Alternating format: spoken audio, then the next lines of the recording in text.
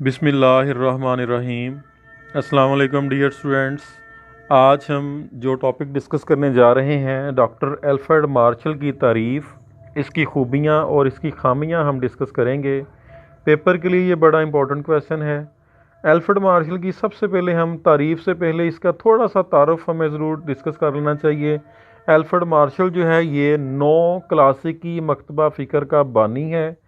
اس نے 1890 میں اپنی ایک کتاب اصول معاشیات لکھی تھی اور یہ فلاحی معیشت دان بھی اس کو کہا جاتا ہے۔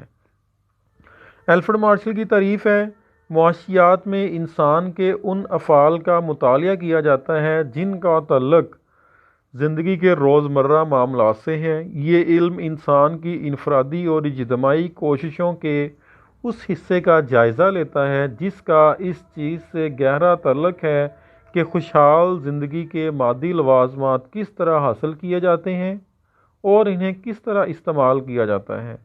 یوں معاشیات ایک طرف دولت کا علم ہے اور دوسری طرف خود انسانی زندگی کے ایک پہلو کا۔ تو مارشل کی جو تعریف ہے اس میں چند باتیں بڑی اہم ہیں کہ اس میں انسان کے افعال کی بات کی گئی ہے جن کا تعلق زندگی کے روزمرہ معاملات سے ہے۔ اس میں انسان کی انفرادی اور اجتماعی کوششوں کا جائزہ لیا گیا ہے۔ اس کا تعلق خوشحال زندگی کے مادی لوازمات سے ہے۔ یوں معاشیات دولت کا بھی علم ہے اور اس کے ساتھ ساتھ اور اس سے زیادہ بڑھ کے زیادہ اہم جو ہے انسانی زندگی کے پہلو کا بھی یہ ذکر ہے، تعلیم ہے، علم ہے۔ مارشل نے اپنی تعریف میں انسان کو پہلی ترجیح دی ہے اور دولت کو دوسری ترجیح دی گئی ہے۔ اس تعریف کی خوبیاں ہیں۔ سب سے پہلی خوبی ہے جی یہ تعریف جو ہے یہ ایک بہتر تعریف ہے، یعنی کہ ڈاکٹر مارشل کی تعریف آدم سمتھ کی تعریف کے مقابلے میں زیادہ بہتر ہے۔ آدم سمتھ نے صرف دولت کی بات کی تھی جبکہ الفریڈ مارشل نے مادی فلاح و بہبود کے لیے دولت صرف ایک ذریعہ قرار دیا ہے اور اس میں مادی فلاح و بہبود کو زیادہ اہمیت دی گئی ہے۔ مارشل کے مطابق معاشیات جو ہے یہ ایک معاشرتی علم ہے۔ نمبر 2 پہ ہم ڈسکس کر رہے ہیں کہ مارشل کے مطابق معاشیات ایک معاشرتی علم ہے اور انسان کی مادی فلاح و بہبود کو بنیادی حیثیت اس تعریف میں حاصل ہے۔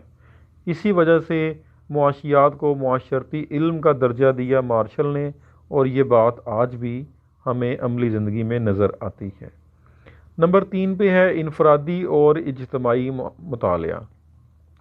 مارشل کے مطابق اس تعریف میں ہم انسان کی انفرادی اور انسان کے اجتماعی جو مطالعہ ہے اس کو بھی عمل میں یہاں پہ لایا گیا ہے، اس کو بھی زیر بحث لایا جائے گا کہ انسان کس طرح سے معاشی جد و جہد کرتا ہے انفرادی طور پہ اور اجتماعی طور پہ، اور پھر کس طرح سے مادی فلاح و بہبود حاصل کرتا ہے۔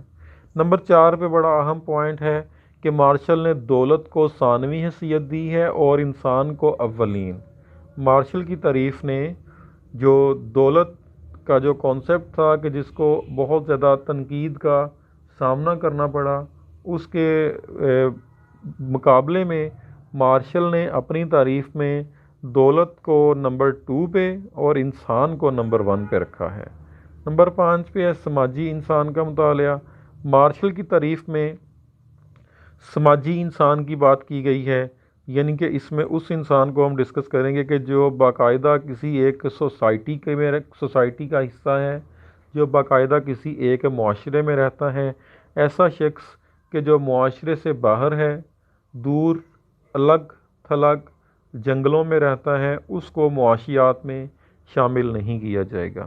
نمبر 6 پہ ہے مادی فلاح و بہبود۔ ڈاکٹر مارشل نے اپنی بیان کردہ معاشیت کی تعریف میں مادی فلاح و بہبود پر بہت زور دیا ہے۔ مارشل کی پوری تعریف مادی فلاح و بہبود کے ارد گرد ہی گھومتی ہے۔ اس تعریف کا مقصد ہے کہ انسانی زندگی کو مادی فلاح و بہبود کا حصول بنانا، یعنی کہ انسانی زندگی میں مادی فلاح و بہبود کو حاصل کرنا۔ یہ وہ علم معاشیات کی مدد سے بہترین انداز میں حاصل کر لیتا ہے۔ مارشل کو فلاحی معیشت دان بھی کہا جاتا ہے۔ نمبر آخر پہ ہے علم الہدایت۔ مارشل نے معاشیات کو علم الہدایت قرار دیا۔ اس کے مطابق علم معاشیات میں ہم جو ہے وہ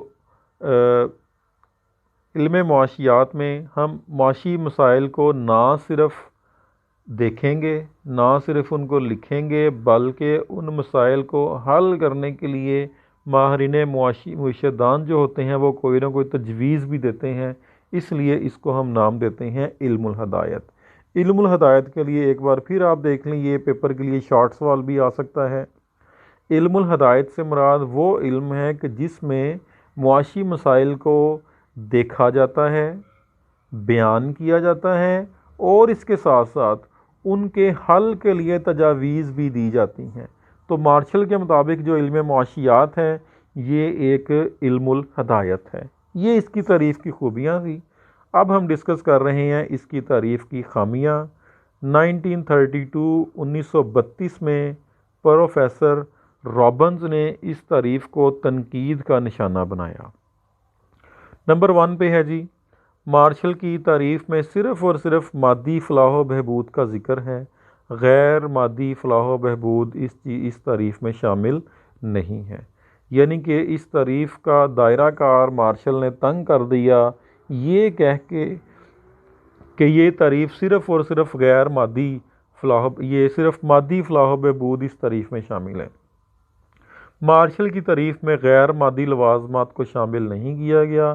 اس تعریف کے مطابق انسان صرف مادی اشیاء پر ہی دولت خرچ کر سکتا ہے۔ مادی اشیاء سے مراد وہ چیزیں کہ جو ہمیں بظاہر نظر آتی ہیں۔ نمبر 2 پہ ہے ناقابل پیمائش تصور۔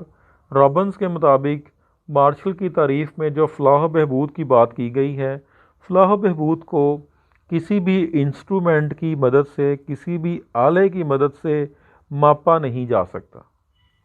فلاح و بہبود کا جو تصور مارشل نے پیش کیا ہے، اس تصور کو عملی زندگی میں اگر ہم دیکھیں تو اس کے لیے ہمارے پاس کوئی ٹول موجود نہیں ہے جس کی مدد سے ہم فلاح و بہبود کو ماپ سکیں۔ تو یہ ایک ناقابل پیمائش تصور ہے۔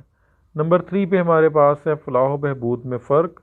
تو اگر ہم دیکھیں فلاح و بہبود کی بات کریں تو فلاح و بہبود ہر شخص کی مختلف ہوتی ہے، ہر انسان کی، ہر قوم کی، ہر علاقے کے جو لوگ ہیں ان کی فلاح و بہبود کی اگر ہم بات کریں تو وہ ایک دوسرے سے مختلف ہوتی ہے، یکساں نہیں ہوتی، اور اس تعریف میں یہ بھی ایک خامی موجود ہے۔ نمبر 4 پہ ہمارے پاس ہے شعبہ خدمات کو نظر انداز کیا گیا ہے اس تعریف میں۔ شعبہ خدمات عملی زندگی میں ایک بہت ہی اہم شعبہ ہے کہ یہ وہ چیزیں ہیں کہ جو انسان کے ایکشنز ہیں، انسان کے افعال ہیں، یہ وہ سرگرمیاں ہیں کہ جو معاشرے کے لیے بڑی ضروری ہیں۔ ان کا بظاہر کوئی وجود نہیں ہوتا، لیکن اس کے باوجود یہ انسان کے لیے بہت ہی زیادہ اہمیت کے حامل ہوتے ہیں۔ تو مارشل کی تعریف میں ایک خامی یہ بھی ہے کہ اس میں صرف مادی لوازمات شامل ہیں، غیر مادی لوازمات کو اس تعریف میں شامل نہیں کیا گیا۔ مثال کے طور پہ تعلیم، صحت، صفائی، اس کے ساتھ ساتھ آپ کو پتہ ہے کہ پروفیسر کی خدمات، ڈاکٹر، محکمہ صفائی یا انجینئر، وکیل یا اور اس طرح کے جتنے بھی لوگ ہیں ان کی خدمات وغیرہ کا جو ذکر ہے ہمیں مارشل کی تعریف میں نہیں ملتا۔ نمبر 5 پہ اس کا تنقیدی جائزہ، اس کی خامی یہ ہے کہ صرف سماجی انسان کو اس تعریف میں شامل کیا گیا ہے۔ وہ لوگ کہ جو ایک معاشرے میں رہتے ہیں وہ تو اس تعریف میں شامل ہیں، لیکن ایسے افراد کہ جو معاشرے سے الگ رہتے ہیں، معاشرے سے دور رہتے ہیں، کسی سوسائٹی کا باقاعدہ وہ حصہ نہیں ہے، جنگلوں وغیرہ میں رہتے ہیں، ان کے لیے بھی ظاہر ہے کہ فلاح و بہبود ہونی چاہیے، وہ بھی انسان ہیں، ان کو بھی ترجیح دینی چاہیے، لیکن مارشل نے ان افراد کو اپنی تعریف میں شامل نہیں کیا۔ نمبر 6 پہ ہے صرف کا معیار۔ مارشل کے مطابق جو اخراجات ہیں، جو چیزوں کے اوپر ہم روپیہ پیسہ خرچ کرتے ہیں، وہ صرف اور صرف نظر آنے والی چیزوں کے اوپر ہی ہم روپیہ پیسہ خرچ کرتے ہیں، جبکہ عملی زندگی میں بہت ساری چیزیں ایسی ہیں کہ جو نظر نہ آنے والی چیزیں جیسے تعلیم ہے، صحت ہے، صفائی ہے، ان کے اوپر بھی ہمیں کافی رقم جو ہے وہ خرچ کرنا پڑتی ہے۔ معاشرتی قدریں، انسانی زندگی کے فیصلے آمدنی اخراجات پر گہرے اثرات مرتب کرتی ہیں، مارشل کی تعریف میں ان معاشرتی اقدار کو شامل نہیں کیا گیا۔ نمبر 7 پہ ہے معاشرتی علم۔